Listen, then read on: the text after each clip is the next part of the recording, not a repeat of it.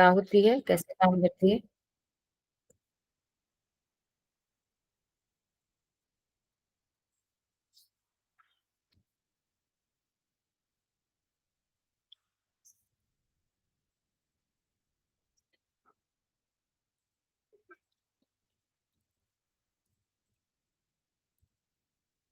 कल तक हमने पढ़ लिया था components of computer.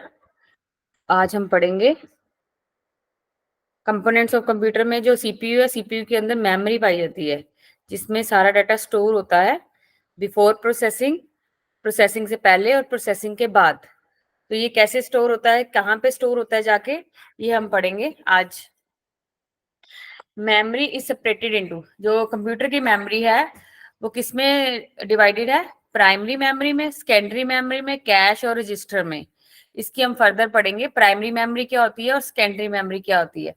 Primary memory वो को हम मेन मेमोरी का कहते हैं।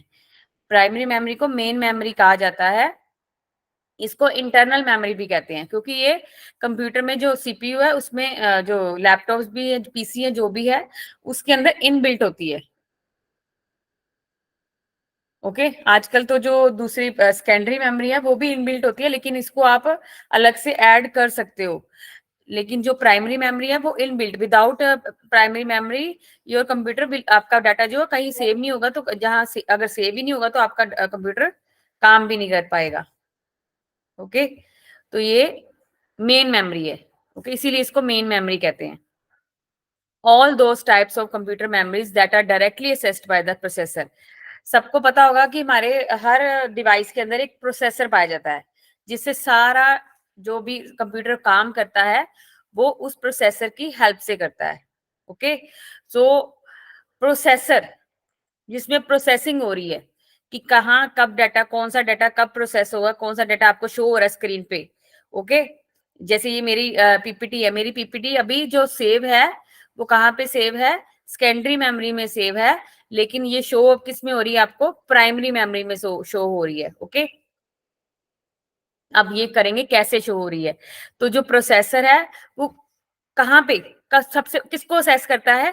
प्राइमरी मेमोरी को असेस करता है। वो सेकेंडरी मेमोरी को असेस नहीं करता। उसको प्रोसेसर को, आपके प्रोसेसर को सेकेंडरी मेमोरी के बारे में कोई नॉलेज नहीं है। ओके, उसको सिर्फ प्राइमरी मेमोरी के बारे में ही पता है।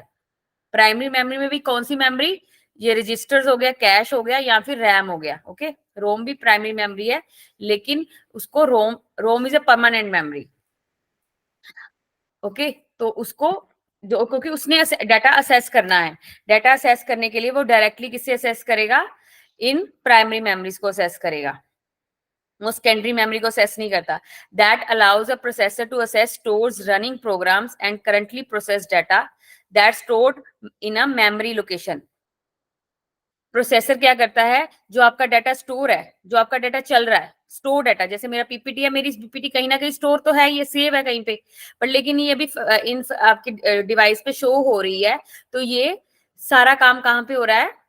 ये इसकी कोई लोकेशन है। इस मेरी जो पीपीटी कहीं सेव है, इसकी कहीं ना कहीं इसकी मेमोरी लोकेशन है, जहां से ये प्रोसेसर को असेस करने के लिए, चलाने के लिए मिल रही है। और कैसे मिल रही है ये भी हम पढ़ेंगे। The use of memories is therefore mandatory in all system. Mandatory, mandatory का मतलब समझते हो? कंपल्सरी है, इसके बिना आपका माइक्रो प्रोसेसर काम नहीं कर पाएगा, including computers. An example of primary memories RAM and ROM. RAM and ROM दोनों क्या है? प्राइमरी मेमोरी है, इनको मेन मेमोरीज भी कहते हैं, जहां पे डाटा प्रोग्राम्स क्या होते हैं? आपके स्टोर होते हैं। These memories are limited in capacity. इनकी कैपेसिटी जो लिमिटेड होती है, तभी हम सेकेंडरी मेमोरी का यूज करते हैं, क्योंकि इनकी मेमोरी, इनमें लिमिटेड अमाउंट ऑफ डाटा ही आप स्टोर कर सकते हो, उससे ज्यादा नहीं। इसीलिए हम क्या करते हैं? हम सेकेंडरी मेमोरी का यूज करते हैं। ये किसकी बनी होती है? इंटीग्रेटेड सर्किट्स और semiconductor device. Its speed of data assessing is faster.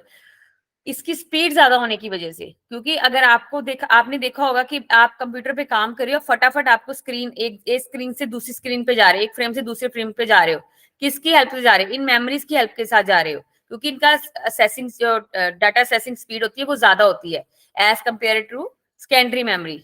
इसलिए सेकेंडरी मेमोरी में डाटा परमानेंट स्टोर होता है और इनमें टेम्परेरी स्टोर होता है डाटा। क्योंकि ये इनकी स्पीड फास्ट होती है, पर लेकिन इनमें डाटा जो होता है वो टेम्परेरी स्टोर होता है। It is more expensive than secondary memory. अगर ये काम फास्ट करती हैं तो इनकी जो कॉस्ट है वो भी ज्यादा है, ये ज्यादा एक्सपेंसिव होती हैं, महंगी होती हैं ये ज्यादा। जो प्राइमरी मेमोरीज होती हैं वो ज्यादा एक्सपेंसिव होती है, महंगी होती है as compare to secondary memory. ये आ गया थोड़ा सा इसके बारे में डिस्क्रिप्शन एक चार्ट की फॉर्म में। प्राइमरी मेमोरी और सेकेंडरी मेमोरी, प्राइमरी मेमोरी को क्या कहते हैं? इंटरनल मेमोरी कहते हैं, और सेकेंडरी मेमोरी को एक्सटर्नल मेमोरी कहते हैं। प्राइमरी मेमोरी में कौन कौन सी आती है? रैम एंड रोम। और सेकेंडरी मेमोरी में कौन सी आती है? Magnetic storage, optical storage, flash storage. RAM की भी आगे दो टाइप्स हैं और रोम की भी आगे टाइप्स हैं। ओके, ये भी पढ़ेंगे हम। और मैग्नेटिक स्टोरेज, आपको पता, आपने सुना होगा hard disk, floppy disk, magnetic tape. अब तो कहीं इसमें से ऑब्सोलीट हो चुकी हैं, कि गायब खत्म हो चुकी हैं, अब तो यूज में भी नहीं आती आजकल, क्योंकि आजकल जो आपके डिवाइसेस आ रहे हैं वो इनके बिना ही आ रहे हैं। ओके, सीडी, डीवीडी, ये पुराने वाले कंप्यूटर्स में यूज होते हैं, आजकल के कंप्यूटर्स में नहीं, लैपटॉप्स में नहीं। Memory card, pen drive, flash storage device कौन सी है? पेन ड्राइव हो गया, मेमोरी कार्ड हो गया। ये सारी कौन सी है? सेकेंडरी मेमोरी है, जिसमें डाटा परमानेंट स्टोर होता है। और रैम एंड रोम जिनमें डाटा टेम्परेरी स्टोर होता है। हम पढ़ेंगे रैम के बारे में। रैम की फुल फॉर्म क्या है? Random access memory. Random access means ये एक टेक्निक है, नाम इसको रैम इसलिए दिया गया है क्योंकि रैम रैम के आगे, मेमोरी के आगे रैंडम एक्सेस लग गया, तो ये एक टेक्निक है कि रैंडमली फटाफट काम करना, फटाफट असेस करना, इसीलिए इसको रैंडम एक्सेस मेमोरी कहा जाता है, क्योंकि ये फटाफट जल्दी जल्दी काम करती है। It is a memory device that is located on the motherboard. ये कहाँ पे पाई जाती है? कंप्यूटर के मदरबोर्ड। मदरबोर्ड के बारे में पढ़ेंगे। एक मदरबोर्ड एक सर्किट होता है बड़ा सा, जिसके ऊपर सारी चीजें पाई जाती हैं। आपकी माइक्रो प्रोसेसर हो गया, आपका रैम हो गया, आपकी रोम होगी, आपके सारे पोर्ट्स हो गए, सब चीजें, इस साउंड कार्ड्स हो गया, वीडियो कार्ड्स हो गया, सारी चीजें मदरबोर्ड के ऊपर प्रेजेंट होती हैं। तो जो रैम है वो भी मदरबोर्ड के ऊपर होती है present. It is used as the area of memory where computer temporary store its work, जहां पे कंप्यूटर टेम्पररी अपना डाटा स्टोर करता है। RAM is volatile, which means that contents of memory can be raised. Volatile means आप अपना data, suppose करो आप कुछ लिख रहे हो, टाइप कर रहे हो, आपने कोई टेक्स्ट टाइप किया और एकदम से इलेक्ट्रिसिटी चली गई, आपने उसको सेव नहीं किया था, आपने उसको सेव नहीं किया, आपकी इलेक्ट्रिसिटी चली गई, पीछे से कट ऑफ हो गया, पावर कट हो गया, तो आपका डाटा वहीं पे वहीं इरेज हो गया। It means it is a volatile memory. Okay, जिस जिस डाटा को अरेज कैन बी अरेज्ड, लाइट जाने से, इलेक्ट्रिसिटी जाने से जो डाटा अरेज हो जाए, उस मेमोरी को क्या कहते हैं? Volatile memory. इस मेमोरी में आप रीड भी कर सकते हो और राइट भी कर सकते हो। ओके, ऑब्वियसली जब आप काम कर रहे हो, सपोज आपने अपना लैपटॉप ऑन किया, आपने एमएस वर्ड ओपन किया, आप एमएस वर्ड में लिखना शुरू हो गए, या नोटपैड पे लिखना शुरू हो गए, या पीपीटी में कुछ भी ड्राइंग कर रहे हो, कुछ भी कर रहे हो, जो आपने डाटा सेव नहीं किया, जो काम आपकी स्क्रीन के ऊपर हो रहा है, चल रहा है, वो कहाँ पे चल रहा है? आपकी रैम के ऊपर चल रहा है। और उसमें आप डाटा क्या हो रहा है? रीड भी हो रहा है और राइट भी हो रहा है। Got it? समझ में आया सभी को यहां तक रैम के बारे में थोड़ा सा? Yes ma'am. ओके, नेक्स्ट हम पढ़ेंगे इसकी टाइप्स, डी रैम और एस रैम। डी रैम की फुल फॉर्म क्या है? Dynamic random access memory. और एस रैम की फुल फॉर्म क्या है? Static random access memory. It is a type of RAM that is use for dynamic data storage. इसमें बस इतना ही फर्क है, जैसे, सॉरी आपको मैंने एक चीज नहीं बताई, 1 सेकेंड, मेमोरी से पहले।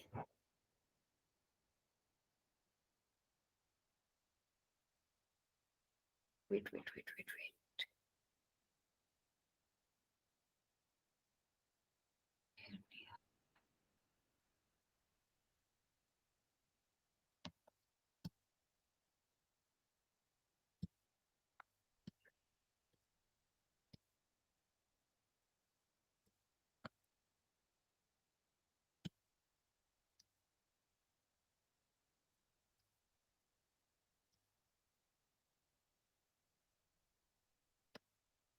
ओके,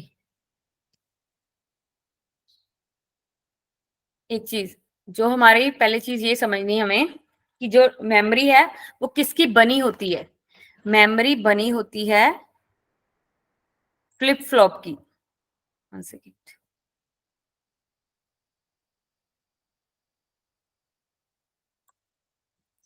फ्लिप फ्लॉप, ये मेमोरी जो हमारी है वो किसकी बनी हुई है, फ्लिप फ्लॉप की बनी हुई है।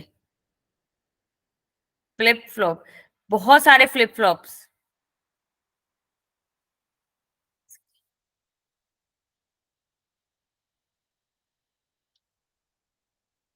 सपोज करो एक फ्लिप फ्लॉप, दो फ्लिप फ्लॉप, ये तीन, चार, पांच, ये क्या है, एक मेमोरी बनाते हैं।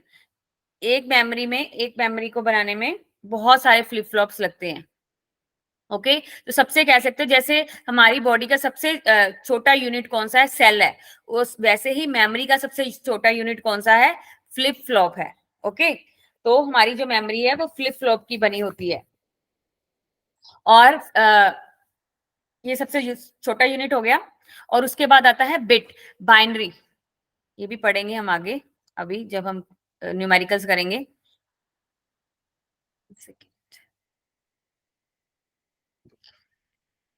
यस, मेमोरी किससे बनी होती है, फ्लिप फ्लॉप से बनी होती है। और जो डाटा स्टोर होता है वो किस फॉर्म में होता है, बिट्स की फॉर्म स्टोर होता है, बिट्स। समझते हो डाटा, कंप्यूटर को कौन सी भाषा समझ आती है, बाइनरी भाषा, 0 और 1 की भाषा समझ आती है। तो मेमोरी के अंदर जो डाटा स्टोर होता है वो किस फॉर्म में स्टोर होता है, बिट की फॉर्म में स्टोर होता है। एक एक बाइट किसकी इक्वल होती है, 1। ये हम पढ़ेंगे आगे चल के वैसे।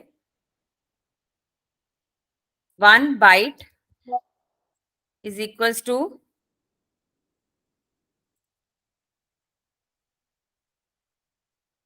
1 byte is equals to 8 bits.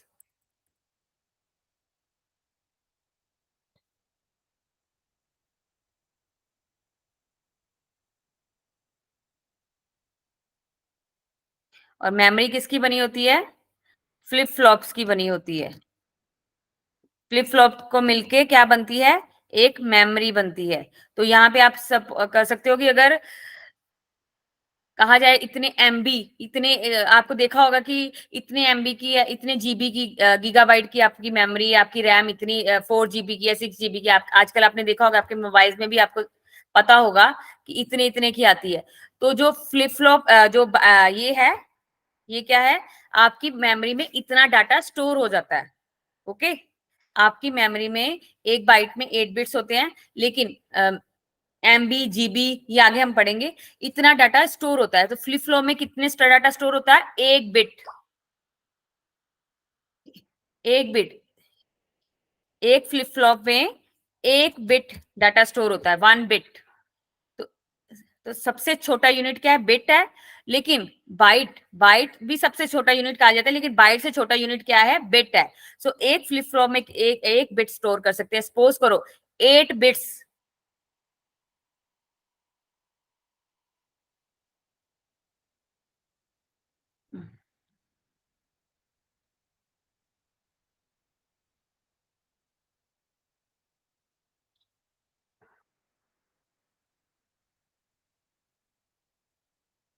8 flip flop लगेंगे तो 1 बाइट बनेगा। 1 2 3 4 5 6, ये एक एक बाइट को बनाने के लिए इतने फ्लिप फ्लॉप्स लगेंगे, तब 1 बाइट स्टोर होगा उसमें। तो आप सोच सकते हो कि एक मेमोरी के अंदर एक मेमोरी बनाने के लिए कितने फ्लिप फ्लॉप्स लगेंगे, थाउजेंड्स में, थाउजेंड्स फ्लिप फ्लॉप्स लगेंगे तब एक मेमोरी बनेगी। ओके, तो आप सोच सकते हो कि जब एमबी, जीबी और की बात की जाती है तो कितने ज्यादा फ्लिप फ्लॉप्स लगे होंगे उस मेमोरी में उसको बनाने के लिए। ओके, सो हम अपने टॉपिक पे आते हैं वापस। So DRAM, it is a type of RAM that is used for dynamic data storage. Every cell in DRAM consists of 1 bit information. DRAM के एक सेल में कितनी इंफॉर्मेशन स्टोर हो सकती है, 1 बिट। सो DRAM आपने सिर्फ ये याद रखना है, DRAM किससे बना होता है, ट्रांजिस्टर और कैपेसिटर से बना होता है। आपको सिर्फ मेन यही चीज याद रखनी है, DRAM किससे बना होता है, ट्रांजिस्टर और कैपेसिटर से बना होता है और ये साइज में छोटा होता है और उसको रिफ्रेश होने के लिए बार बार रिफ्रेश की जरूरत पड़ती है। डी रैम को रिफ्रेश करने के लिए आपको देखा होगा कि मेमोरी को रिफ्रेश भी करना पड़ता है, तो डी रैम में रिफ्रेश होने की बार बार जरूरत पड़ती है, लेकिन एस रैम में ऐसा नहीं होता, इसको कंटिन्यूस रिफ्रेश की जरूरत नहीं पड़ती। ये क्या किसका बना होता है? ट्रांजिस्टर। हम इसके आगे पढ़ते हैं ये। यस, एस रैम आपने को बस मेन बेसिक पॉइंट याद करने हैं। एस रैम क्या है? 6 ट्रांजिस्टर का बना होता है और डी रैम किससे बना होता है? कैपेसिटर और ट्रांजिस्टर का बना होता है। आपको ये चीज बस मेन डिफरेंस क्या है? एस रैम 6 ट्रांजिस्टर्स के मिलके बनता है और डी रैम कैपेसिटर और ट्रांजिस्टर का बना होता है। हमने ट्रांजिस्टर्स पढ़ा था ना पीछे कि ट्रांजिस्टर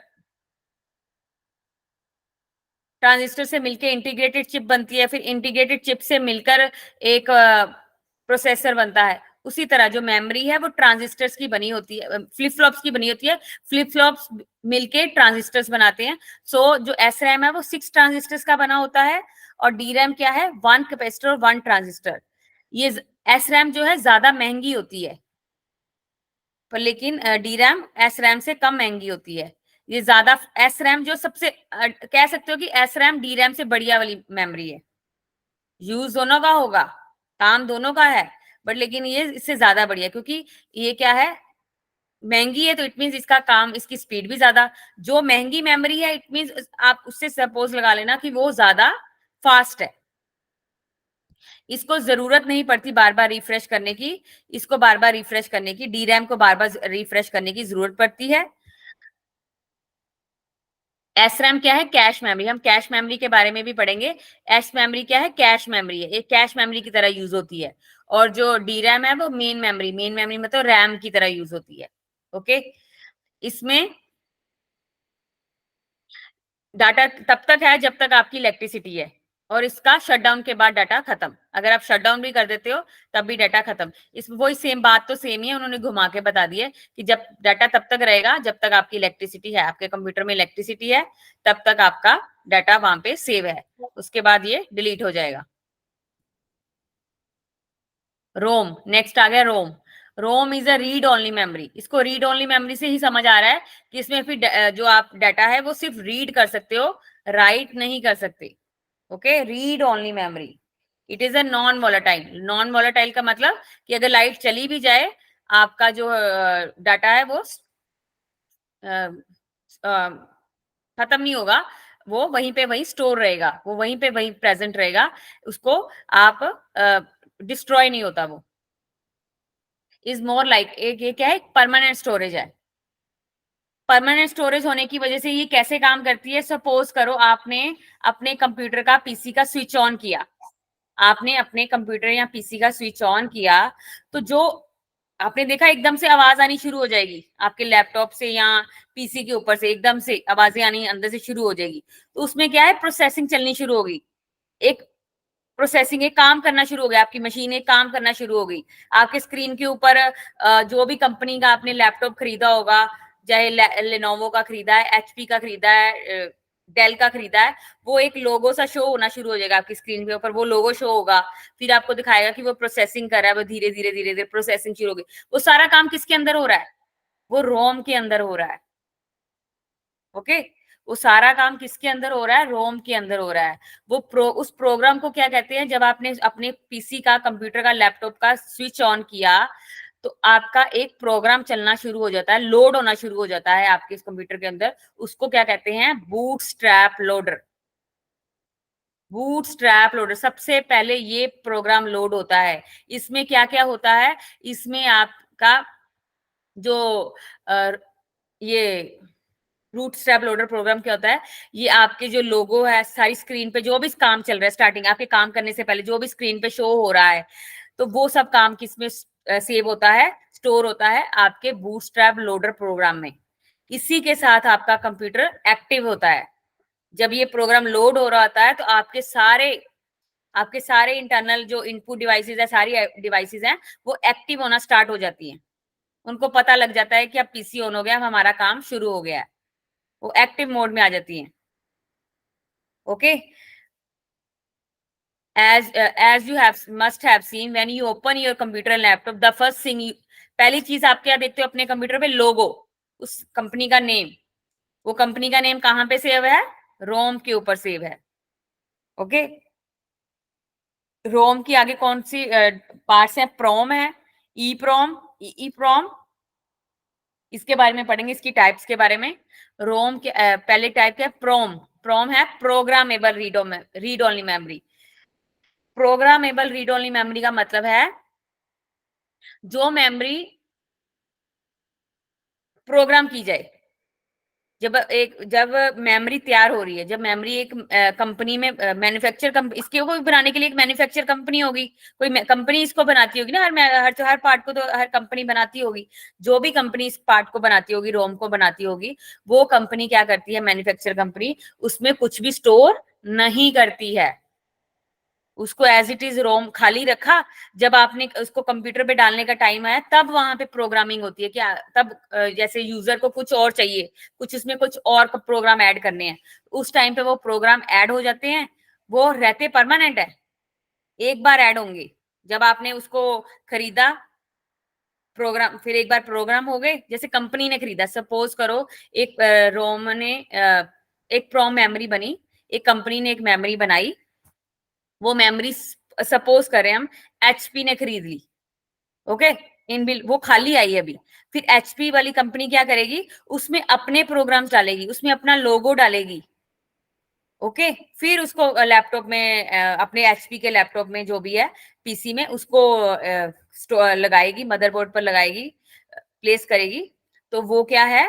प्रोम मेमोरी, जो स्टार्टिंग में जो आती तो खाली है, मैन्युफैक्चरिंग तो खाली होती है, लेकिन उसको बाद में लोड किया जाता है, प्रोग्राम किया जाता है, उसको बोलते हैं प्रोग्रामेबल रीड ओनली मेमोरी, जो एक ही बार होती है। जब उसको आप मैन्युफैक्चर तो हुई खाली, लेकिन उसको प्रोग्राम बाद में किया जाए, पहले मैन्युफैक्चर खाली हो रही, बाद में उसको प्रोग्राम किया जा रहा है, उसको बोलते हैं प्रोम मेमोरी। नेक्स्ट आ गया ई प्रोम। ई प्रोम मीन्स इरेजेबल प्रोग्राम मेमोरी, जिसको इरेज किया जा सकता है। इरेज कैसे किया जा सकता है? सपोज करो आपने कंप्यूटर चलाया, ठीक है, आपको कंप्यूटर चलाया, आपने अब उसमें कोई प्रोग्राम इरेज करना चाहते हो। ये it's not an easy task, ये कोई आसान काम नहीं है। उसका कंप्यूटर का पूरा खुलेगा कंप्यूटर, उसके अंदर प्रोम जो रोम है निकाली जाएगी, फिर रोम को इलेक्ट्रिसिटी पास की जाएगी, यूवी लाइट पास की जाएगी उसमें डाटा रिमूव करने के लिए और नया डाटा डालने के लिए। ये भी एक ही बार होगा। सपोज करो आपने 2-3 साल कंप्यूटर चलाया, आपका कंप्यूटर कुछ प्रॉब्लम क्रिएट कर रही है, प्रोसेसिंग में कुछ भी ऐसा हो रहा है, फिर उसको करवाने की जरूरत पड़ेगी, उसके रोम की सेटिंग करवाने की जरूरत है। तो वो क्या होगा? उसको ओपन किया जाएगा, उस पे यूवी लाइट के थ्रू उस पे जो डाटा रिमूव करने वाला है वो किया जाएगा, फिर उसको फिर से रीप्रोग्राम किया जाएगा। ओके, ये भी एक ही बार होता है, बार बार नहीं आप कर सकते कि हर हर महीने बाद, 15 दिन बाद आप चेंज, ऐसा कुछ नहीं होता। ये सालों सालों का काम है। इसमें क्या फर्क होता है? इसमें अल्ट्रावायलेट लाइट के थ्रू उसमें जो डाटा है वो रिमूव किया जाता है, इरेज किया जाता है। और ई प्रोम है electrically erasable program read only memory. इसमें इलेक्ट्रिकली, उसमें यूवी लाइट के थ्रू इरेज करते थे इरेजेबल में, इसमें इलेक्ट्रिसिटी पास करते हैं, इलेक्ट्रिसिटी पास की जाती है डाटा को रिमूव करने के लिए। ओके, और इसमें डाटा आप अपने अकॉर्डिंग, इसमें जो ई प्रोम में है, इसमें एक ही बार सारा डाटा इरेज हो जाएगा। ये नहीं है कि कुछ हिस्सा आपको चाहिए कुछ हिस्सा नहीं चाहिए, उसमें पूरा का पूरा डाटा इरेज होगा। लेकिन ई प्रोम में कुछ डाटा आपको चाहिए, कुछ डाटा आपको नहीं चाहिए, आपकी रिक्वायरमेंट के अकॉर्डिंग डाटा इरेज होगा। ओके, इसमें यही फर्क है बस। क्लियर हुआ सभी को यहां तक? हेलो? Okay, yes. आगे बढ़ते हैं हम। बस इसमें यही चीजें समझने की जरूरत है, कुछ ज्यादा डीप में जाने की जरूरत नहीं है। क्या है डिफरेंस? बस यही चीजें कि प्रोम क्या है, मैन्युफैक्चर आती खाली है, लेकिन जब उसको बाद में बनाने के बाद उसको प्रोग्राम बाद में किया जाता है, उसको बाद में प्रोग्राम किया जाता है। ठीक है, और ई प्रोम में एक बार डाटा इरेज कर सकते हैं, लेकिन वो डाटा क्या है? यूवी लाइट के थ्रू इरेज होता है और एक ही बार इरेज होगा, और सारा का सारा डाटा एक ही बार इरेज होगा, इसको थोड़ा थोड़ा करके इरेज नहीं कर सकते। और ई प्रोम में क्या है? EEPROM में इलेक्ट्रिकली डाटा इरेज होता है, लेकिन ये आप अपनी रिक्वायरमेंट के अकॉर्डिंग, यूजर अपनी रिक्वायरमेंट के अकॉर्डिंग उसको इरेज कर सकता है। ओके, थोड़ा थोड़ा करवा सकता है, आप नहीं कर, खुद नहीं कर सकते हम, ये किसी से, कंपनी से या किसी से करवाना पड़ेगा, पर लेकिन अपनी रिक्वायरमेंट के अकॉर्डिंग करवा सकते हो आप। सेकेंडरी मेमोरी, सेकेंड, पहले हम पढ़ेंगे कैश मेमोरी, उसके बाद हम आएंगे सेकेंडरी मेमोरी पे। ओके, कैश मेमोरी क्या होती है? आपका कंप्यूटर है, प्रोसेसर, ठीक है, प्रोसेसर में सारी प्रोसेसिंग हो रही है। मैं आपको चीजें समझाती हूँ पहले क्लियरली, पहले इसके बारे में पढ़ लेते हैं है क्या। कैश मेमोरी है चिप बेस्ड मेमोरी, ये बहुत छोटी होती है, ये सीपीयू के पास पाई जाती है। अब सीपीयू आपने देखा होगा, आप सोचते होगे वो जो पीसी के साथ एक बड़ा बॉक्स आता है वो सीपीयू है, वो उसको कहते हैं, तो उसको सीपीयू सेंट्रल प्रोसेसिंग यूनिट है, उसी में सारा यूनिट होता है। लेकिन लैपटॉप में ऐसा नहीं होता ना, लैपटॉप में तो सीपीयू नहीं होता, तो लैपटॉप के तो अंदर होता है सारा कुछ। तो ये सीपीयू है, उसको प्रोसेसर कहा जाता है actually. Okay, processor, micro processor को ही सीपीयू कहा जाता है। तो it is a high performance and temporary, ये जो मेमोरी है ये सीपीयू के जस्ट साइड पे कह सकते हो पाई जाती है, बिल्कुल साइड में, बिल्कुल पास में। ओके, कुछ प्रोसेसर में इनबिल्ट ही कैश मेमोरी आती है, लेकिन कुछ प्रोसेसर के बिल्कुल जस्ट, जस्ट कह सकते हो आप, पास में पाई जाती है सीपीयू के। और इट इज इसकी परफॉर्मेंस क्या बहुत हाई होती है, बहुत फास्ट काम करती है ये, पर लेकिन इसकी जो स्टोरेज कैपेसिटी होती है वो बहुत कम होती है, रैम से कम होती है। रैम के कंपैरेटिवली कैश मेमोरी की जो स्पीड है वो ज्यादा होती है काम करने की, लेकिन जो उसकी स्टोरेज कैपेसिटी होती है वो रैम से कम होती है। ओके, होती ये भी रैम की तरह ही काम करती है। कैश मेमोरी के क्या है, 3 लेवल्स हैं, L1 L2, आपको बस लेवल्स याद रखने हैं, L1 L2 L3। जो सीपीयू के सबसे पास में है वो कौन सा है, L1, और जो है उससे साइड में वो लेवल 2, वो उसके बीच में फिर लेवल 3। लेवल 3 मेन मेमोरी के साइड पे है, रैम के, मीन्स टू से रैम, ये है रैम।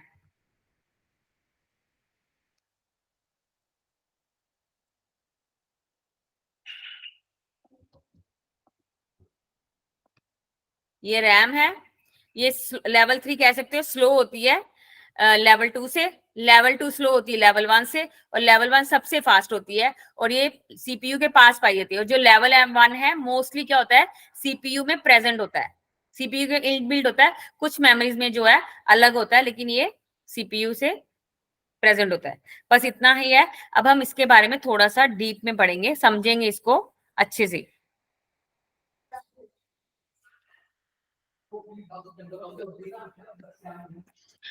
पहली मेमोरी कौन सी होती है, सपोज करो ये हमारा सीपीयू है, ये हमारा सीपीयू है, थोड़ी सी मेरी ड्राइंग गंदी है, सो समझने की कोशिश करना बस चीज को। ये सीपीयू है, आपके मदरबोर्ड के ऊपर लगा हुआ है। ओके, ये है मदरबोर्ड।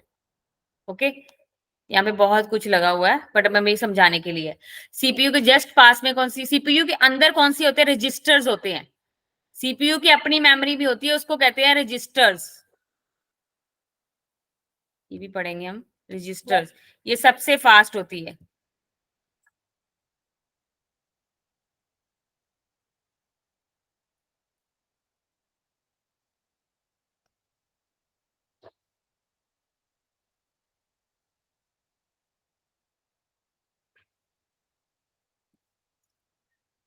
okay. ये क्या, रजिस्टर्स जो सीपीयू में प्रेजेंट होते हैं। उसके बाद क्या आता है, कैश मेमोरी, कैश मेमोरी। उसके बाद आता है, कैश मेमोरी के बाद आता है मेन मेमोरी,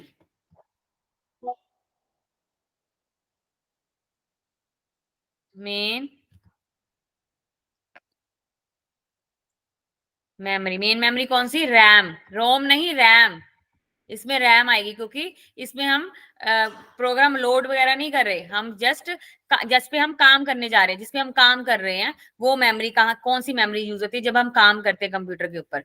ओके, सीपीयू आ गया, प्रोसेस, सीपीयू मीन्स प्रोसेसर, उसके बाद आ गया कैश मेमोरी, उसके बाद आ गया मेन मेमोरी। ओके, तो मेन मेमोरी के बाद आती है मेन मेमोरी के बाद आती है स्टोरेज, हार्ड डिस्क। ये एक हायरार्की है, हायरार्की समझते हो ना, एक ट्रायंगल सा बना होता है, हम पढ़ेंगे इसको भी आगे, ये समझा ही देती हूँ आपको, ये हायरार्की, मेमोरी हायरार्की। सबसे पहले क्या है, सीपीयू रजिस्टर्स हैं जो सीपीयू के अंदर ही होते हैं, सीपीयू के अंदर ही रजिस्टर्स होते हैं। कैश, उसके आगे आ गया कैश मेमोरी, उसके बाद आ गया रैम, उसके बाद हार्ड डिस्क, हार्ड डिस्क भी कंप्यूटर के अंदर पाई जाती है। उसके बाद ऑफलाइन, ऑफलाइन मतलब आप एडिशनली स्टोर कर सकते हो, जैसे कोई पेन ड्राइव लगा दी, कोई मैग्नेटिक टेप लगा दी, कोई सीडी डाल दी, कुछ ऐसी चीजें, ये डिवाइसेस क्या होगी आपकी सेकेंडरी स्टोरेज होगी। ओके, अब देखोगे जैसे जैसे आप नीचे से ऊपर जाओगे स्पीड बढ़ती जाएगी, जैसे रजिस्टर की स्पीड सबसे ज्यादा है, कैश मेमोरी की उससे कम, रैम कैश की रैम से ज्यादा, रैम की कैश से कम, हार्ड डिस्क की रैम से कम और रैम की हार्ड डिस्क से ज्यादा। इस तरह इसकी स्पीड्स कम है, लेकिन स्टोरेज कैपेसिटी जो नीचे है सबसे, उनकी स्टोरेज कैपेसिटी सबसे ज्यादा, जो सबसे ऊपर है उनकी स्टोरेज कैपेसिटी सबसे कम। जिसकी स्पीड ज्यादा उसके कॉस्ट भी ज्यादा, और जिसकी स्पीड कम उसकी कॉस्ट भी कम। ओके, लेकिन साइज बड़ा, लेकिन साइज बड़ा। ओके, तो ये आ गया मेमोरी हायरार्की। ओके, अब काम कैसे करता है हमारा सीपीयू। अब सपोज करो मैंने अपना कंप्यूटर ऑन कर दिया, ठीक है, कंप्यूटर मेरा हो गया ऑन।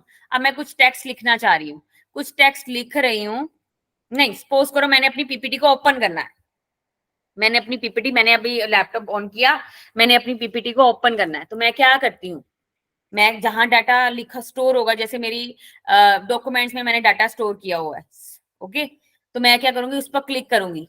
ओके, तो ये सारा काम मैं अपना पीपीटी खोलने जा रही हूँ, तो मैं कहाँ एड्रेस डालूंगी अपना, जाके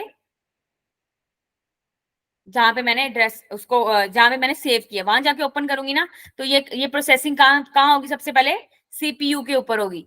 अब मैं चाह रही हूँ कि मेरी पीपीटी ओपन हो, तो मैं सीपीयू पे जाके मैंने उसको बोला कि मेरी पीपीटी ओपन करो, मेरी पीपीटी को ओपन करो। अब सीपीयू को तो हार्ड डिस्क के बारे में पता ही नहीं, मैंने पहले बताया उसको हार्ड डिस्क के बारे में कोई नॉलेज नहीं है, उसको कैश मेमोरी का पता है, उसको मेन मेमोरी का पता है। ठीक है, अब सीपीयू क्या करेगा, कमांड देगा रजिस्टर्स को, रजिस्टर्स में डाटा कितना स्टोर होता है, सिर्फ 8 बिट्स, 8 बिट्स, 8 बिट्स का डाटा ही आप स्टोर कर सकते हो रजिस्टर्स के ऊपर। आप समझ सकते हो कि एक एड्रेस ही स्टोर होता है, रजिस्टर्स के ऊपर सिर्फ एक एड्रेस ही स्टोर होता है, उससे ज्यादा नहीं। ओके, तो सीपीयू क्या करेगा, रजिस्टर्स को बोलेगा, परमानेंट उसमें एड्रेस होगा, उसको रजिस्टर्स को बोलेगा, तो रजिस्टर्स किसको बोलेंगे, कैश मेमोरी के पास जाएंगे कि ये वाला डाटा चाहिए, ये वाला डाटा इसकी मांग की जा रही है, तो कैश मेमोरी भी जाएगी किसके पास, क्योंकि कैश मेमोरी जाएगी फिर मेन मेमोरी के पास, फिर मेन मेमोरी क्या चाहिए, मेन मेमोरी क्या करेगी, हार्ड डिस्क के पास जाएगी। ओके, फिर हार्ड डिस्क पे जो डाटा स्टोर होगा वो उस पे हार्ड डिस्क क्या करेगी, अपने अंदर जो डाटा चेक करेगी कि मेरे अंदर डाटा प्रेजेंट है, अगर उसके अंदर वो डाटा प्रेजेंट होगा तो मेन मेमोरी को लाके दे देगा। ओके, फिर मेन मेमोरी अगर अगर तो डाटा जो है वो छोटा है, स्मॉल है, ओके, वो क्या होगा, कैश मेमोरी में शो होगा। अगर तो डाटा है बड़ा, सपोज करो मेरी पीपीटी अब बड़ी है, बहुत सारे पेजेस है इसमें, लेकिन मेन मेमोरी है कैश मेमोरी से बड़ी है, सो मेरा डाटा भी बड़ा है। ओके, मेरा डाटा बड़ा है, तो क्या है, ये मेन मेमोरी में शो हो रहा है। अभी जो डाटा आप स्क्रीन पे देख रहे हो ये कहाँ पे हो रहा है, रैम के अंदर है, जो आपको इन प्रेजेंट है आपकी स्क्रीन के ऊपर शो हो रहा है, वो डाटा कहाँ पे शो हो रहा है, आपकी मेन मेमोरी में, लेकिन स्टोर कहाँ पे है वो, परमानेंटली हार्ड डिस्क में। पहले हार्ड डिस्क से वो कहाँ पे आता है, मेन मेमोरी में आता है, फिर मेन मेमोरी से अगर डाटा और छोटा हो जो कैश मेमोरी में आ जाए, तो वो फिर कैश मेमोरी को सेंड कर देता है, फिर कैश मेमोरी उसको रिप्रेजेंट करती है। अगर तो डाटा हो 64 बिट्स का, क्योंकि रजिस्टर की जो कैपेसिटी है वो कितनी है, 8 बिट, नहीं 8 बिट से लेकर 64 बिट्स, सॉरी मैंने गलत बताया, 8 बिट से लेके 64 बिट्स तक उसकी कैपेसिटी। उससे ज्यादा वो डाटा शो नहीं, उससे ज्यादा बड़ा होगा तो वो कैश मेमोरी में आ जाएगा। 8 बिट से लेके 64 बिट्स। ओके, ये है रजिस्टर्स की कैपेसिटी। रजिस्टर इससे ज्यादा डाटा अपने अंदर स्टोर नहीं कर सकते। Okay okay ma'am. यस। और अब आ गया हमारे पास, अब डाटा मेरा बड़ा है तो वो कहाँ पे शो हो रहा है, मेन मेमोरी में शो हो रहा है। और मेन मेमोरी में जो होता है, ये चीजें छोटी छोटी हैं, याद रखने वाली हैं। मेन मेमोरी में डाटा जो होता है वो किस फॉर्म में होता है, फ्रेम्स के फॉर्म में। आप देख रहे हो एक फ्रेम है, स्क्रीन के ऊपर एक पूरा का पूरा एक फ्रेम नजर आ रहा है। अगर आप अपने लैपटॉप पे हो तो उसमें एक फ्रेम है, तो वो किसमें डाटा जो किसमें होता है, फ्रेम। एक पेज किसके बराबर होता है, 1 page is equal to frame. तो डाटा किसमें स्टोर होता है, रैम में, फ्रेम के फॉर्म में। एक पेज किसके इक्वल है, फ्रेम के फॉर्म में। और रैम में क्या है, और कैश में क्या है, लाइंस। अगर आपका डाटा लाइंस में है या ब्लॉक्स में है तो वो डाटा किसमें स्टोर होगा, कैश में होगा, कैश में शो होगा आपको। क्लियर।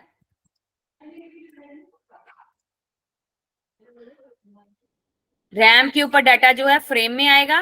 अगर आपका डाटा की जो कैपेसिटी है वो फ्रेम जितनी है, डाटा जो है आपका फ्रेम, एक फ्रेम में कवर हो रहा है, तो वो डाटा रैम में शो होगा। अगर आपका डाटा लाइंस में है, जो छोटा है, बहुत स्मॉल है, तो वो क्या होगा, कैश में होगा। तो आप समझ जाना कि मेरा डाटा कहाँ पे आपको दिखाई दे रहा है, कैश मेमोरी है। उस टाइम पे क्या, कौन सी मेमोरी, कैश मेमोरी। अगर वो डाटा छोटा है, तो अगर वो डाटा से बड़ा है, कैश मेमोरी की कैपेसिटी से बड़ा है, तो डाटा कहाँ पे आपको शो हो रहा है, मेन मेमोरी में शो हो रहा है। ओके। और सेकेंडरी जो हार्ड डिस्क में डाटा जो होता है वो किसमें होता है, पेज के फॉर्म में। सपोज करो हम एक मैं एग्जांपल दे, बुक है, एक बुक है, एक बुक में बहुत सारे पेजेस होते हैं, बहुत सारे पेजेस होते हैं हर बुक। सपोज करो मैंने अपनी पीपीटी बनाई, मेरी पीपीटी के 300-400 पेज हैं, ठीक है। उस 300-400 पेज कहाँ पे स्टोर है, वो हार्ड डिस्क के अंदर स्टोर है। तो किस फॉर्म में, एक बुक की फॉर्म में कह सकते हो आप, एक बुक की फॉर्म में। और जब मैं डाटा शो, अपना डाटा सेकेंडरी मेमोरी से मेन मेमोरी के ऊपर आ रहा है, तो मुझे एक एक पेज करके शो हो रहा है ना, एक पेज करके शो हो रहा है। मैं सारे पेज इकट्ठे तो खोल नहीं सकती एक टाइम पे, एवरी टाइम मुझे एक ही पेज खुलेगा मेरी स्क्रीन के ऊपर। तो क्या होगा कि वो डाटा मेरा क्या है, रैम में है। और प्रोसेसर, प्रोसेसर जो सीपीयू है आपका, एक टाइम पे एक ही पेज आपको शो कर सकता है, उससे ज्यादा नहीं। ओके, एक सीपीयू एक टाइम पे एक ही काम कर सकता है, उससे ज्यादा नहीं। सपोज करो मैं यहाँ पे मीटिंग भी कर रही हूँ, मैं यहाँ पे व्हाट्सएप भी चला रही हूँ, मैं यहाँ पे मैंने सॉन्ग्स भी लगाए हुए हैं, लेकिन जब आपने स्क्रीन खोलनी है तो आपकी स्क्रीन एक ही टाइम खुलेगी। मैंने बहुत सारे फ्रेम्स ओपन किए हुए हैं, बहुत सारी चीजें ओपन की हुई हैं, तो क्या है, मैं एक टाइम पे एक ही स्क्रीन ओपन कर सकती हूँ ना। मैं एक टाइम पे ना तो मैं सॉन्ग्स वाली स्क्रीन अपनी स्क्रीन पे ला सकती हूँ, ना ही मैं अपनी व्हाट्सएप वाली स्क्रीन ऊपर ला सकती हूँ। छोटे छोटे ब्लॉक्स ओपन हो जाते हैं, लेकिन पूरी की पूरी स्क्रीन ओपन नहीं कर सकती मैं एक टाइम पे। मुझे एक स्क्रीन को बंद करना पड़ेगा और दूसरी स्क्रीन को ओपन करना पड़ेगा। तो प्रोसेसर क्या करता है, एक टाइम पे एक ही स्क्रीन दिखाता है। ये मेन में छोटे छोटे पॉइंट्स है, याद करने वाले हैं सीपीयू के बारे में, कि सीपीयू एक टाइम पे एक ही प्रोसेसिंग करता है, एक ही पेज दिखाएगा आपको। और रैम में जो डाटा स्टोर होता है वो फ्रेम में होता है, एक पेज किसके बराबर होता है, फ्रेम के बराबर। और कैश में किसमें डाटा होता है, लाइंस में और ब्लॉक्स में। ओके।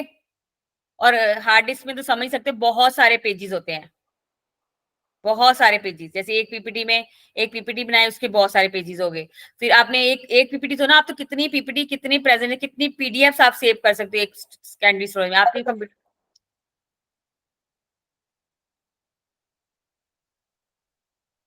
बहुत सारे डाटा आपके स्टोर हो जाते हैं कंप्यूटर के हार्ड डिस्क के अंदर। ओके, क्या डिस्टर्ब कर रहा है, समझ में आया, क्लियर।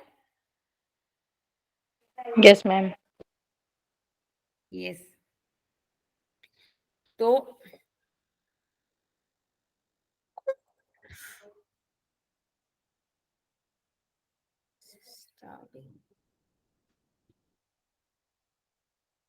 अभी हम पढ़ेंगे आगे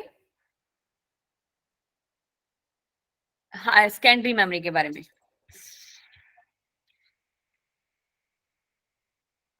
one second, I have to.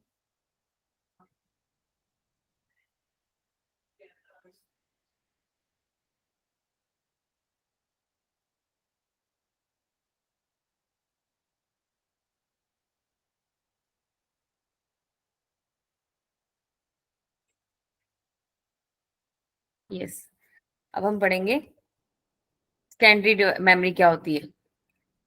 Secondary memory को सेकेंडरी स्टोरेज और ऑक्सिलरी मेमोरी भी कहा जाता है। इसमें बहुत ज्यादा अमाउंट में आप डाटा स्टोर कर सकते हो परमानेंटली। जब तक यूजर नहीं चाहेगा तब तक इसमें डाटा स्टोर सेव रहेगा। जब तक मैं इरेज नहीं करूंगी, जब तक आप लोग अपनी डिवाइस से अपना डाटा इरेज नहीं करोगे, तब तक वो डाटा उसमें स्टोर रहता है।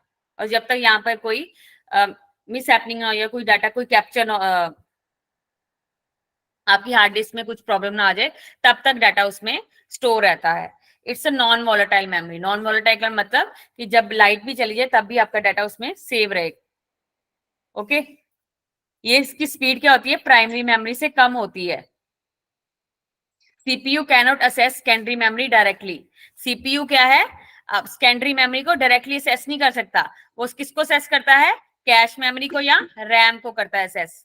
वो सेकेंडरी मेमोरी के बारे में जानता नहीं है कि वो ये है ही कौन सी मेमोरी, उसको सिर्फ कैश मेमोरी का पता है और रैम मेमोरी का पता है।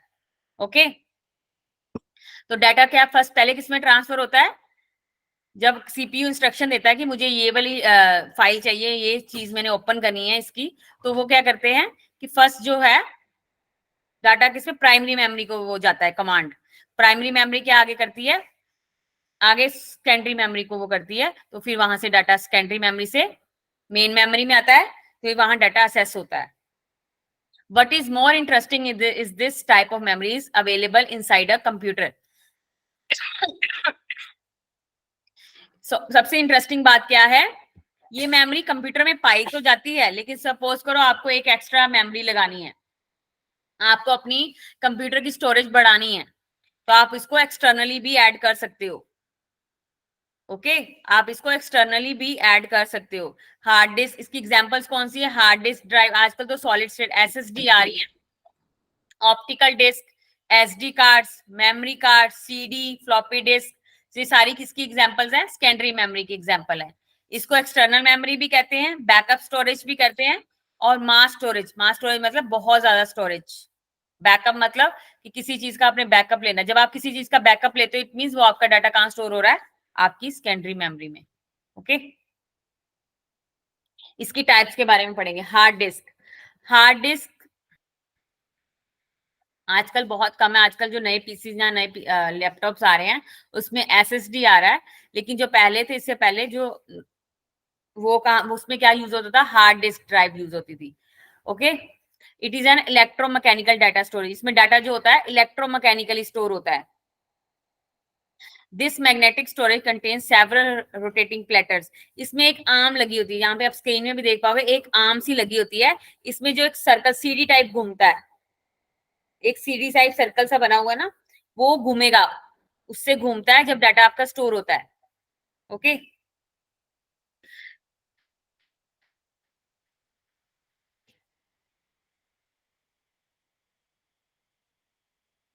इसकी ये आपकी मदरबोर्ड में भी, पहले जो मदरबोर्ड आते थे ना उसमें ये पाया जाता था। अब तो क्योंकि ये ज्यादा स्पेस लेते हैं, अब जो आ रही हैं, अब तो एसएसडी आ रहे हैं जिसमें स्पेस साइज उनका छोटा आ गया है। अब तो साइज, ये साइज हार्ड डिस्क का जो साइज होता था वो बहुत बड़ा होता था, उस ज्यादा स्पेस लेता था। लेकिन अब जो एसएसडी आ रहे हैं उसमें स्पेस इनकी कम होती है। तो इनकी कैपेसिटी कितनी होती है, 250। आपको इसकी कैपेसिटीज लर्न करनी है, 256 GB, 500 GB, 1 TB, 2 TB, इतनी की इनकी कैपेसिटी होती है डाटा स्टोर करने की। 2 TB, 1 TB, 500 GB, 256 GB। Okay, floppy disk, floppy disk पहले चलती थी, अब तो नहीं चलती, अब तो ये ऑब्सोलीट हो चुकी है, अब तो खत्म, गायब हो चुकी है ये वाली।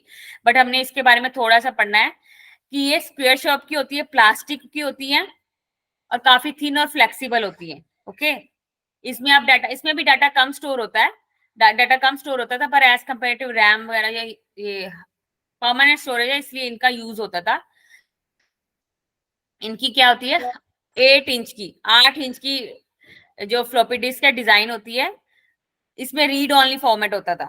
इसमें आप जैसे एक बार डाटा स्टोर हो गया ना, उसमें आप उसके बाद आप रीड ही कर सकते हो और राइट नहीं कर सकते। ओके,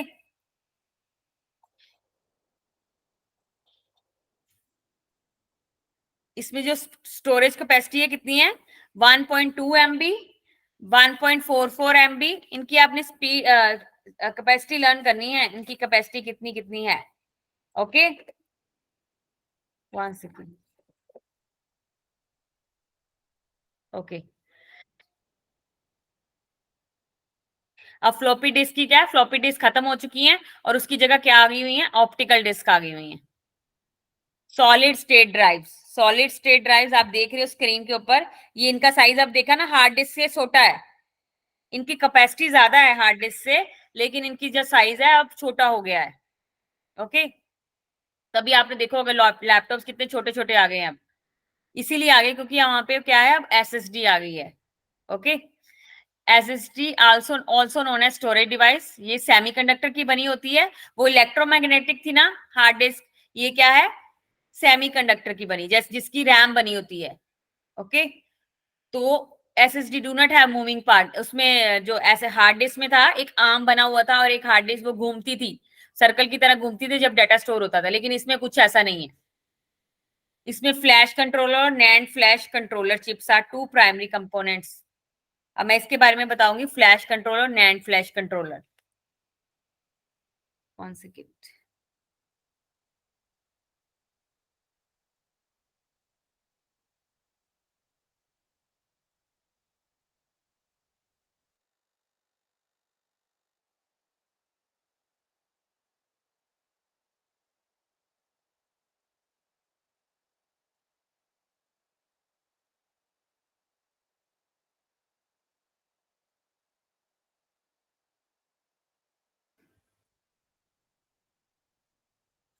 अब आपको ये चीज क्लियर नहीं होगी कि नैंड फ्लैश क्या होता है।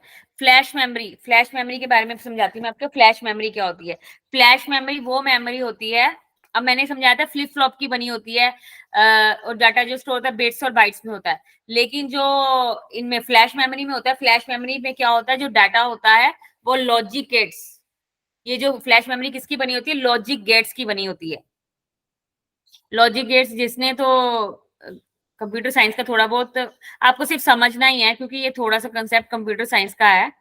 सिर्फ आपको समझाने के लिए इतना डीप जाने की जरूरत नहीं, पर मैं आपको समझाने के लिए बता रही हूँ। फ्लैश मेमोरी,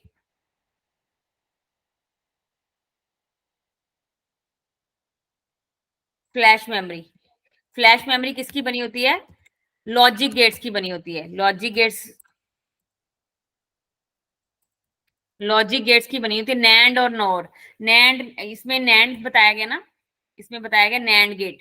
नैंड और नोर दो गेट्स होते हैं, इनकी ये होते हैं यूनिवर्सल गेट्स, इनकी बनी होती है। तो जो एसएसडी है वो किसकी बनी हुई है, नैंड गेट की बनी हुई है। ओके, जो हमारी प्रोम, ई प्रोम और ई प्रोम है ना, वो भी इन्हीं की बनी हुई, लॉजिक गेट्स की बनी होती है। ओके, वो भी परमानेंट मेमोरी है ना, तो जो रोम है वो भी उसी की बनी होती है। और जो पेन ड्राइव है हमारी, वो भी नैंड लॉजिक गेट्स की ही बनी होती है। आपने ये चीजें याद रखी। फ्लैश मेमोरी में कौन कौन सी मेमोरीज आती हैं, एक तो आगे ये किसकी बनी होती है, लॉजिक गेट्स की बनी होती है। ओके, उसके बाद कौन कौन सी मेमोरी आ जाएगी, एसएसडी आ जाएगी, आपकी पेन ड्राइव आ जाएगी, आपकी ई प्रोम आ जाएगी, ई प्रोम, ई प्रोम, प्रोम, क्योंकि ये सारी क्या है, परमानेंट मेमोरीज है। इसलिए ये किनकी बनी होती है, फ्लैश मेमोरी। और फ्लैश मेमोरी किसकी बनी होती है, लॉजिक गेट्स की। बस आपको ये चीजें समझ में आनी कि फ्लैश मेमोरी लॉजिक गेट्स की बनी है, और फ्लैश मेमोरी में कौन कौन सी मेमोरी आ जाएगी, एसएसडी आ जाएगी, पेन ड्राइव आ जाएगी, ई प्रोम, ई प्रोम, प्रोम। ओके, सो ये सारी क्या है, सेमी कंडक्टर है, ये सारी सेमी कंडक्टर है। आगे आगे नेक्स्ट आ गया ऑप्टिकल डिस्क। ऑप्टिकल डिस्क, वो ऑप्टिकल डिस्क हमने पता होगा, सीडीज आ गई, डीवीडीज आ गई, ब्लू रे डिस्क, ये सारी क्या है, ऑप्टिकल डिस्क है। जिसमें आप डाटा रीड भी कर सकते हो, राइट भी कर सकते हो। ओके, सीडी, डीवीडी, ब्लू रे, अब इसके बारे में पढ़ेंगे। सीडी, डीवीडी और ब्लू रे में क्या डिफरेंस है। सीडी भी दो तरह की आती थी पहले, सीडी आर और CD R W. CD are का मतलब जिसमें सिर्फ डाटा रीड कर सकते हो, और सीडी आर डब्ल्यू का मतलब जिसमें डाटा रीड भी कर सकते हो और राइट भी कर सकते हो। ये दो तरह की आती थी। और जैसे ये देखो, ये पहली वाली आपने देखी भी होगी कईयों ने, तो पहले ये वाली, ये क्या है, सीडी आर। जैसे सपोज करो आपको सॉन्ग्स आते थे, आपने किसी ने अगर खरीदे होंगे तो सॉन्ग्स उसमें आपने कोई सॉन्ग की या मूवी की कैसेट खरीदी, सीडी खरीदी, तो उसको आप चेंज नहीं कर सकते, आप सीडी को उसको इरेज नहीं कर सकती, मैं ये मूवी इरेज करके कोई नई मूवी डाल लूं। वो एज इट रहेगी। वो कौन सी होती थी, सीडीआर। और जो आप खुद खाली खरीद के लाते थे बाजार से, ओके, वो क्या है, रीड भी है और राइट भी है। ओके, तो सीडी क्या है, दो तरह की होती है। सीडीआर, उसकी कैपेसिटी कितनी होती है, 700 MB। बहुत, इतना ही डाटा उसमें स्टोर हो सकता है ये परमानेंट, लेकिन डाटा इसमें इतना ही स्टोर हो सकता है। और डीवीडी उससे थोड़ा सुपीरियर वर्जन आ गया, डिजिटल वीडियो डिस्क। ये होती सीडी की तरह ही है, लेकिन इसकी कैपेसिटी थोड़ी ज्यादा होती है। ये भी रीड और रीड राइट दो तरह की आती है, बल्कि इनकी कैपेसिटी थोड़ी ज्यादा होती है, और उनकी जो साइज होता है वो भी थोड़ा सा बड़ा होता है इनसे, थोड़ा साइज बड़ा होता है इनसे। ओके, इसमें आप रिकॉर्डिंग, मूवीज वगैरह सब कुछ डाल सकते हो डीवीडीज में। नेक्स्ट आ गया ब्लू रे डिस्क। ब्लू रे डिस्क में क्या है, ब्लू कलर की होती है। ये देखो आपने, ब्लू स्क्रीन में नजर आएगा, ब्लू कलर की है। ये ब्लू इसलिए कहा जाता है, ब्लू ब्लू होता है, दैट्स वाई इसको ब्लू कहा जाता है। ये भी उसकी उन्हीं की तरह होती है, बट लेकिन इनकी कैपेसिटी थोड़ी सी ज्यादा आ गई, सीडी की थोड़ी कम आ गई, 700 MB। वो थोड़ी जीबी, सॉरी, वो आ गई 4.7 GB। अब ये आ गई 25 GB डाटा स्टोर कर सकते हो आप इसमें। ओके, अब इसमें जो डाटा है वो ब्लू वॉयलेट लेजर, इसके ब्लू वॉयलेट लेजर होने की वजह से इसमें जो डाटा है वो स्टोर हो सकता है, इसीलिए इसको ब्लू रे डिस्क कहा जाता है। नेक्स्ट आ गया मेमोरी कार्ड्स।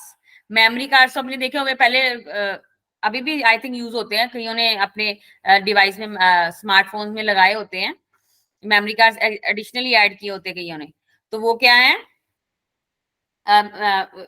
आपके कैमराज में भी लगते हैं मेमोरी कार्ड्स, मेमोरी चिप्स डलती हैं, वो सारी, जिसमें डाटा आप स्टोर कर सकते हो।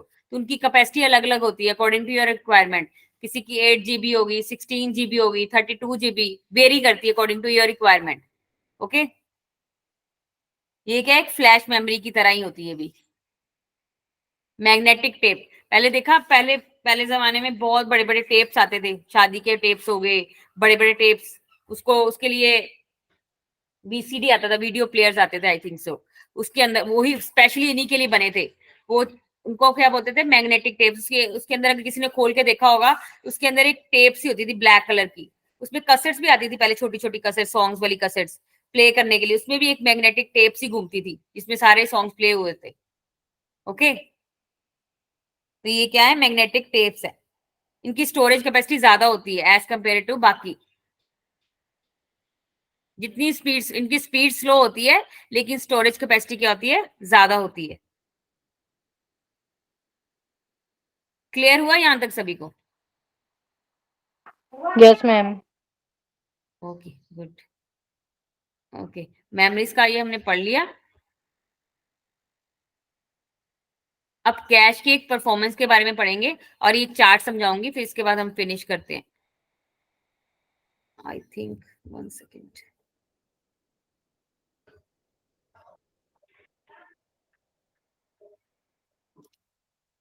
कैश परफॉर्मेंस, कैश परफॉर्मेंस क्या है, आपको समझ में आ गया ना कि यहाँ भी मेमोरी में डाटा कैसे स्टोर होता है। Yes ma'am. ओके, अब हम आगे, कैश परफॉर्मेंस क्या होती है। कैश परफॉर्मेंस में भी कभी क्वेश्चन आ सकता है।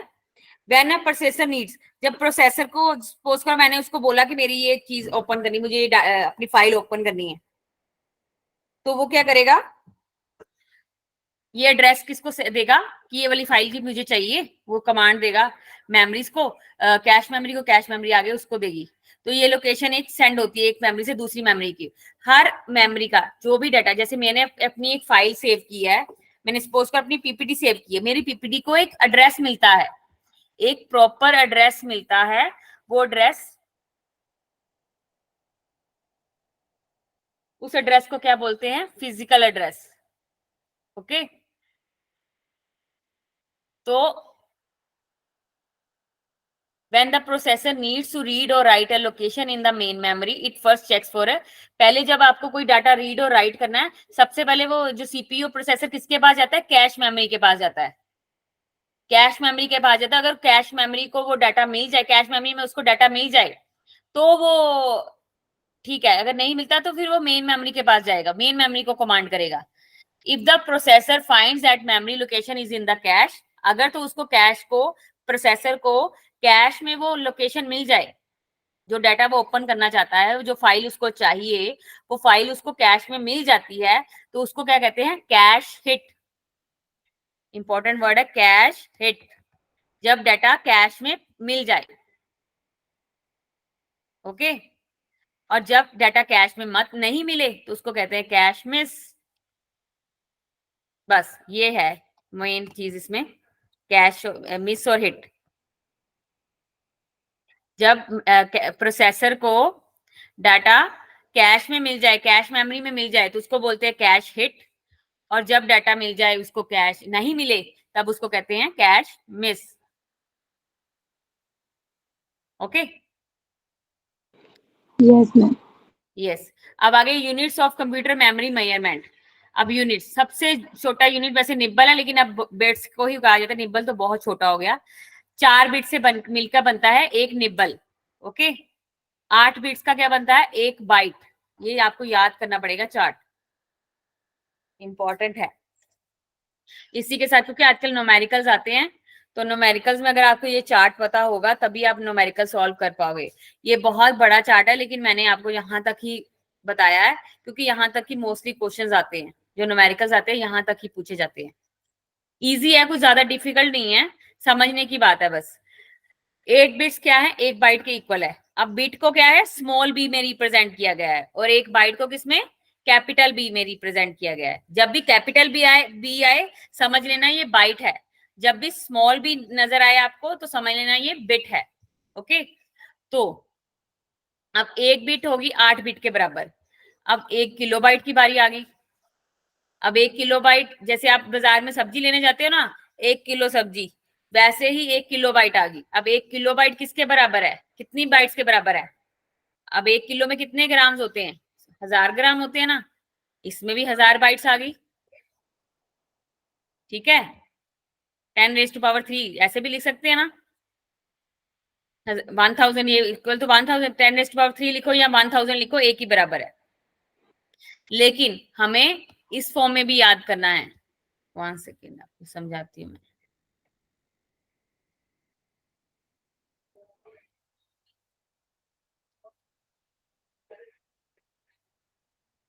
ओके, अब आगे हमारे पास 8 बिट्स किसके बराबर है?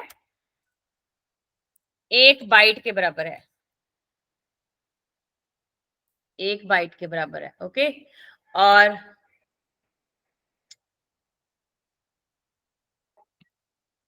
अब एक बाइट किसके बराबर है? एक बाइट है, नहीं सॉरी, 1 किलोबाइट। 1 किलोबाइट, 1 किलोबाइट किसके बराबर है? जैसे 1 किलो किसके बराबर होता है? 1000 ग्राम के बराबर होता है, वैसे ही 1 किलो किसके बराबर है? 1000 बाइट के बराबर। इसको हम 10⁻³ भी लिख सकते हैं। ओके, और इसको, वैसे तो इसकी वैल्यू ये है अप्रोक्सीमेट वैल्यू, ये अप्रोक्सीमेट वैल्यू, एक्चुअल वैल्यू क्या है? 1024, 1024 बाइट्स। ओके, तो 1024 का मतलब है 2⁻10, 2⁻10।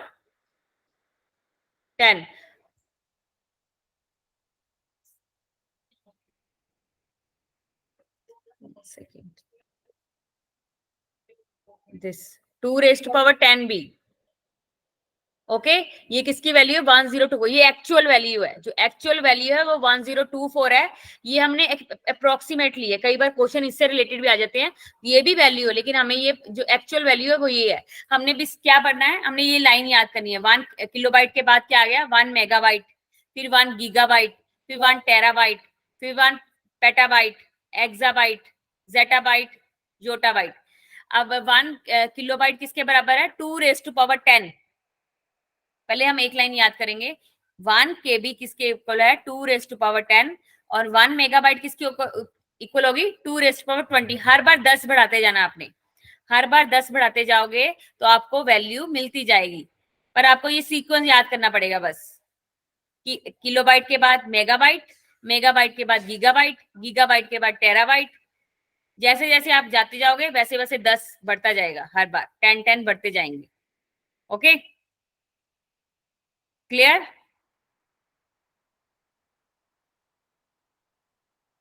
कुछ कंफ्यूजन हो तो बता पूछ लो। ओके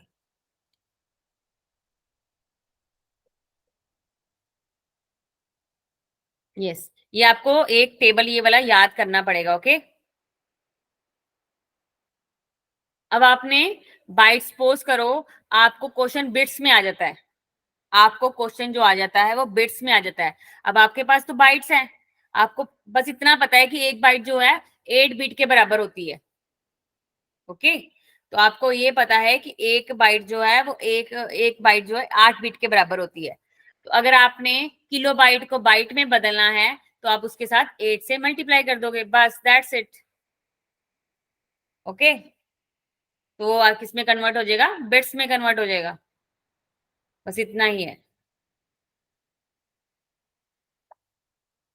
एक क्वेश्चन समझते हैं हम इसका न्यूमेरिकल, इजी वाला समझते हैं। सपोज करो नंबर ऑफ मिनट, अब देखो डाउनलोड अपलोड क्या होता है, डाउनलोड और अपलोड। सपोज करो आप गूगल पे काम कर रहे हो, आप कुछ ब्राउजिंग कुछ कर रहे हो, तो आप अपनी एक फाइल, आपको किसी यूजीसी नेट के बारे में रिलेटेड कोई टॉपिक मिला, आप उसको क्या करना चाहते हो अपनी डिवाइस पे सेव करना चाहते हो, तो आप क्या करोगे, उसको क्या कर रहे हो आप डाउनलोड कर रहे हो। डाउनलोड। यस डाउनलोडिंग कर रहे हो, उसको क्या बोलते हैं डाउनलोडिंग। और जब आप अपना डाटा कहीं भेज रहे हो तो वो क्या हो रहा है अपलोडिंग हो रहा है। ओके समझ में आया? Yes ma'am. यस अब आ गया इफ द अपलोड स्पीड, पहला क्वेश्चन है if the upload speed, upload का आप समझ रहे हो ना, अपलोड स्पीड इज 1 MBPS। अब ये समझ लेना स्मॉल बी है, इतना इसका मतलब 1 मेगाबिट पर second, and the download speed is 8 megabit पर सेकेंड, एंड द फाइल का साइज क्या है 20 MB है। एक फाइल है आपके पास, उसकी जो अपलोड स्पीड है वो 1 MBPS है, और उसकी जो डाउनलोड स्पीड है वो 8 MBPS है, और फाइल का साइज क्या है 20 MB है। तो आपको कितना टाइम लगेगा अपलोड होने में, अपलोड करने में उस फाइल को, या फिर डाउनलोड करने में उस फाइल को। ओके आपको ये निकालना है। आप पहले क्या करोगे, MBPS को सेकेंड्स में पूछा ना, 1 सेकेंड,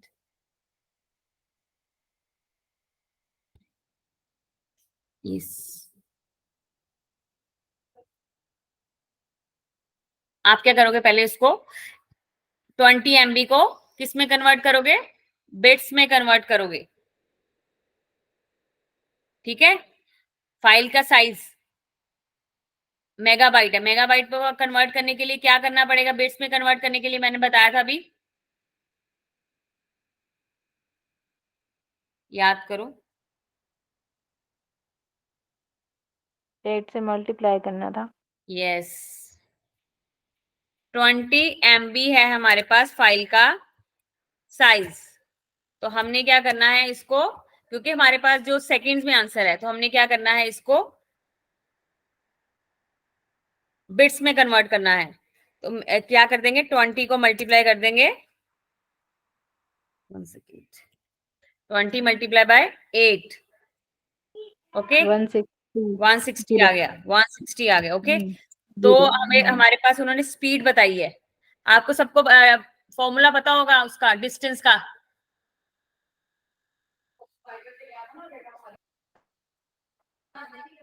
डिस्टेंस का फॉर्मूला पता है आपको, स्पीड ओवर टाइम, पढ़ा है आपने, किसमें पढ़ा था, एक टॉपिक में पढ़ा होगा आपने, इसी में नहीं पढ़ा, मैथ्स में पढ़ा होगा, सच याद भूल गया मुझे भी, मैथ्स में पढ़ा होगा डिस्टेंस फॉर्मूला, डिस्टेंस का चैप्टर। उसी तरह इसमें भी speed into time, okay, file size is equals to speed, file का साइज वो भी एक डिस्टेंस हो गया ना, साइज मीन साइज हो गया, फाइल का साइज किसके इक्वल हो गया, डिस्टेंस ओवर टाइम और स्पीड ओवर टाइम।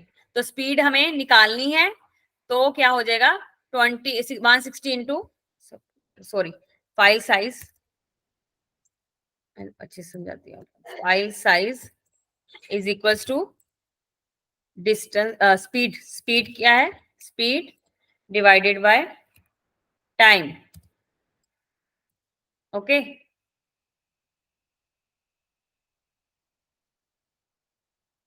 टाइम,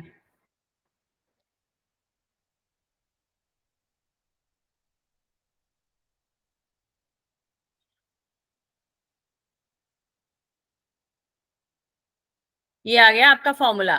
तो अभी आपको,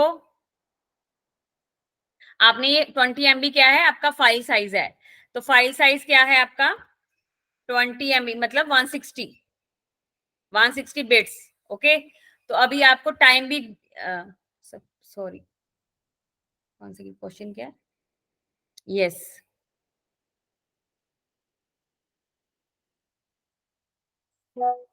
स्पीड गिवन है आपको और टाइम गिवन है आपको, सॉरी टाइम निकालना है आपने, स्पीड गिवन है आपको और साइज गिवन है। सॉरी कंफ्यूज हो गई मैं तो खुद ही, पेज कहाँ चला गया, yes yes, file size given है, हमने निकाली है 160 बाइट बिट्स, ओके। अब हमें स्पीड निकालनी है और टाइम, हमें टाइम निकालना है, स्पीड हमें पता है 1 MB, ये जो हमने फाइल साइज निकाले हैं 1 मेगा बिट, ओके। अब फाइल साइज हमें स्पीड हमें पता है 1 MB/PS डिवाइडेड बाय टाइम हमें निकालना है। तो ये क्या हो जाएगा, ये आपको ये पता है क्रॉस मल्टीप्लाई हो जाएगा, सॉरी समथिंग इज मिस्टेक है, ये फॉर्मूला सही है, distance is equal to speed over time, it's a good formula, is it,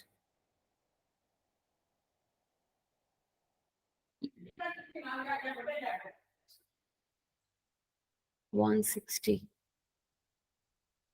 1 second,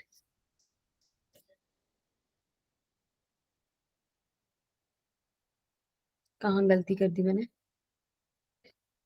check करो भी मैंने कहाँ गलती की। Download speed is MBP 8 MBPS 160, 20 seconds आएगा,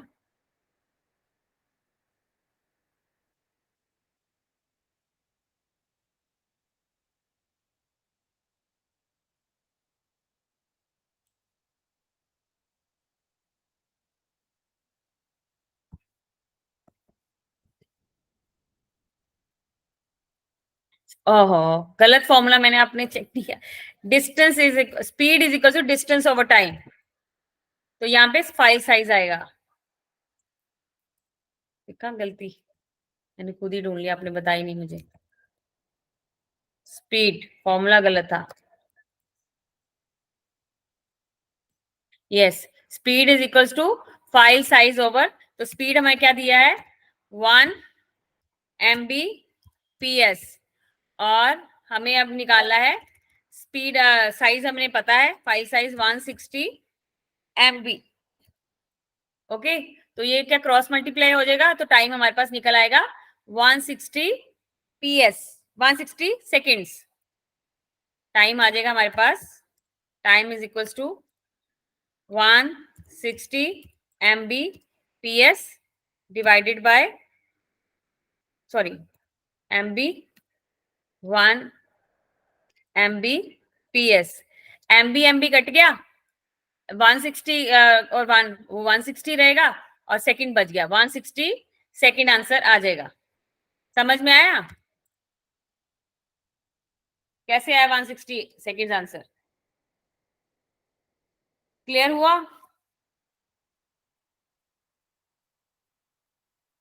यस. इसी तरह हम डाउनलोड की स्पीड भी सेम ऐसे ही निकालनी है हमने. इसके अंदर जैसे 160 वो उसमें ऑप्शन में भी दे रखा है 160 सेकेंड्स आई यस. थिंक वो उसके हाँ बाद यस. फिर 10 सेकेंड्स भी दे रखा है ना. दो हाँ ऑप्शन है ना, तो दूसरी ऑप्शन है डाउनलोड स्पीड. ये हमने निकाली अपलोड स्पीड. ये हमें थी अपलोड स्पीड दी थी हमने. अपलोड टाइम निकाले कि अपलोड टाइम में 160 सेकंड लगेंगे. जब आप अपलोड करोगे अपनी फाइल को तो उसको 160 सेकंड लगेंगे. जब आप डाउनलोड करेगे उसी फाइल को तो कितना टाइम लगेगा? वो 8 से डिवाइड हो जाएगा. सेम वही आएगा, बस आपका क्या हो जाएगा, इसकी जगह 8 MB/PS आ जाएगा. ओके, 8 MB/PS आ गया तो क्या हो जाएगा, 8 से साथ कट जाएगा, आ जाएगा 20 सेकेंड्स. 20 सेकेंड्स. ओके, हमारे पास ऑप्शन आ जाएगी. हाँ वही 10 सेकेंड का ही पूछ रही थी क्योंकि लास्ट ऑप्शन में 10 सेकेंड दे रखा है, नहीं उसके नहीं, बाद हमने ऊपर फर्स्ट ऑप्शन फर्स्ट है ये. वाले में भी. First option is the right okay. Answer. Yes. Yes ma'am. Yes. Clear हुआ? Yes ma'am. यस. तो इस तरह के क्वेश्चंस आते हैं एग्जाम्स में. मोस्टली यही ऐसा ही फॉर्मूला होता है, कुछ अलग नहीं होता. बट लेकिन आपको निकालना आना चाहिए. कभी कुछ पूछ लेंगे, कभी कुछ पूछ लेंगे, कभी आपको कन्वर्ट करना होगा. लेकिन यूनिट्स आपने देख लेने हैं, कहीं बाइट है और कहीं बिट है. पहले आप उसको कन्वर्ट करोगे उसमें, फिर आप निकालोगे. नहीं तो आप ऐसे ही निकाल दोगे तो गलत आंसर हो जाएगा. बस यही चीजों का ध्यान रखना है और कुछ भी नहीं है. ओके, चलो हम यहाँ पे आज फिनिश करते हैं. कल हम करेंगे प्रिंटर्स और उसके लेके मॉनिटर को लेके एक टॉपिक फिनिश करेंगे. फिर हमारा कंप्यूटर से रिलेटेड टॉपिक फिनिश हो जाएगा. फिर उसके बाद हम आ जाएंगे हार्डवेयर और सॉफ्टवेयर पे. ठीक है, चलो.